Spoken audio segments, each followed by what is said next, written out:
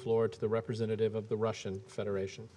Mr. President, we welcome to the meeting the Deputy Executive Director for Programs of UNICEF, Mr. Omar Abdi, the Deputy Joyce Msuya as well, and we've listened very closely to their briefings.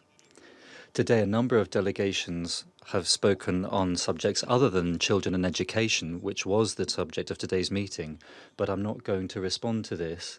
I'm going to concentrate on children and education. We think that the subject of today's meeting is more than timely, and that's because the focus of our attention is not just children, but also their education, which is the basis for who they become as people. For more than 8 years in Ukraine, the regime in Kiev has carried out a civil war against its own population. The plans that the authorities and the Maidan had towards children in Donbass became clear after the words of Petro Poroshenko in 2014 about the inhabitants of the Donbass, citizens of the Ukraine, his own citizens. He said, "We will have work, they will not. We support our people, children and pensioners, and they will not. Our children will go to schools and nurseries, but their children will sit in cellars. This is how we will win this war." End of quote. Unlike many other people, Poroshenko kept his promise. The authorities in Kiev have bombarded the people in Donbass and have prevented children from coming out of these cellars. Schools have also been targeted, hospitals, nursery schools, and also key parts of infrastructure. Only our Western colleagues, for political reasons, prefer not to notice this. Over these 8 years, as a result of bombardments by the Ukrainian armed forces, more than 100 children have died in Donbass.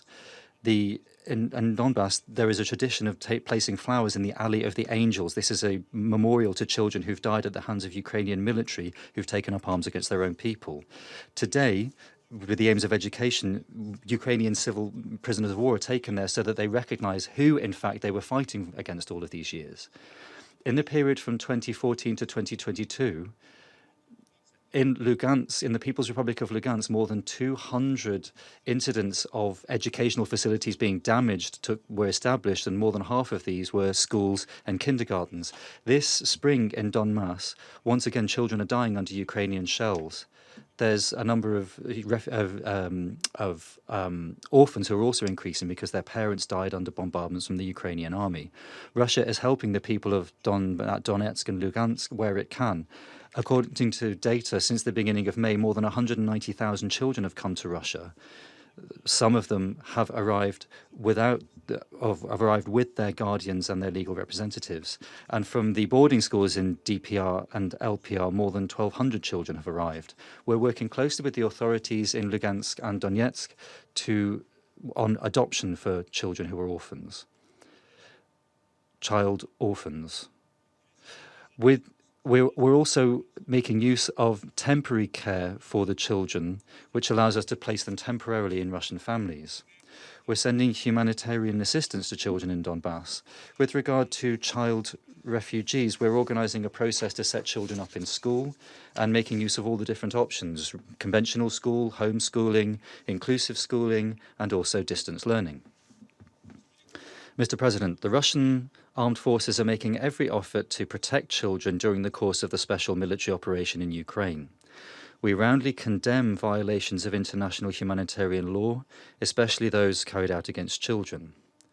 We think unacceptable both premeditated attacks on children and other people who benefit from protection, as well as the indiscriminate or extreme use of force and the use of schools for military purposes. Today, once again, we've heard from a number of colleagues accusations towards Russian military saying that they have attacked children, including sexually. This, as were comments made by my British colleague, but not only. These accusations are absurd. But we would therefore like to refer to the primary sources here.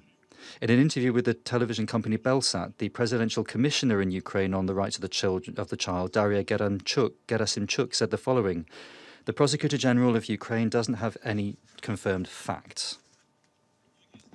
Many buildings, educational facilities in towns where active military activity is going on are being used by Ukrainian military as base points, as a result of which they have been significantly damaged. We also have the firm impression that norms of international humanitarian law exist for anybody but not for Kiev. Schools, kindergartens and other children's educational facilities are being seized by the Ukrainian armed authorities, and that's not an exception but a rule. This inhumane method of carrying out military activities, jeopardizing the lives of children, depriving them of their right to education, and destroying the educational infrastructure of Ukraine. Deliberate destruction of civilian objects is also the calling card of Kiev, and this is not Russian propaganda, as some might like to believe. On the 6th of May, we held an informal Security Council meeting in the Aria Formula, where we heard not only independent foreign journalists, but also simple inhabitants of the two republics. They, in emotional terms, told us how the pseudo-heroic Azov battalion, before their very eyes, shot dead civilians, including in buses with children who were trying to evacuate from the zone of military activity. How these young men drove people out of their flats and also injured people were driven from hospitals. How they occupied children's kindergartens and schools, and how they organized their camps there and also warehouses for weapons and munitions. There's much evidence for this, and we have documented it very closely. The Kievan authorities have also thrown a shadow on the other documents of soft law in education. We're talking about the Safe Schools Declaration. This is a document that is not legally binding, but our Western colleagues very much like to talk about the importance of it. And what do we see? Ukraine, which it seemed to publicly take on the commitments under this document, is completely ignoring it. In the same way, the activities of Ukraine are not only forming a risk for children who are being used by the Ukrainian armed forces as a living shield, but they're also devaluing the document itself. Incidentally, in their readiness to see these schools as targets, Ukraine is showing that it does that, not only in the Donbass. For example, yesterday, a school in the village of Solokha was bombarded. That's in the Belgorod region on the territory of the Russian Federation. We'd also like to draw your attention to another important fact. The Ukrainian nationalists, in particular fighters from the infamous Azov regiment, have been recruiting children into the Ukrainian armed authorities for many years and have also been educating them to hate everything that's Russian. In a number of regions in Ukraine to this end, they have set up children's camps where children from 7 to 18 years old are hosted. One of these camps was the Pilgrim camp in Mariupol, where children were turned into future fighters. Another similar establishment was the organization for youth in Ukraine, the Centuria organization. The basis of its ideology was radical Ukrainian nationalism. Reports on the training of child soldiers have appeared repeatedly, including on Western television, even before the beginning of the special military operation by Russia in Ukraine. In 2018, journalists from Associated Press in Ukraine saw how young people from the Azovets young people's camp were taught to, and I quote, destroy subhumans, end quote. Journalists from the United States had culture shock. Mr. President, our discussion today concerns education. I'd therefore like to talk about the quality of education in Ukraine, which the authorities in Kiev have continually tried to tailor to their ideology. We have analysed more than 300 school textbooks and manuals from Ukraine, and this has shown that there is targeted work going on to create a chain that distorts history and historic truth.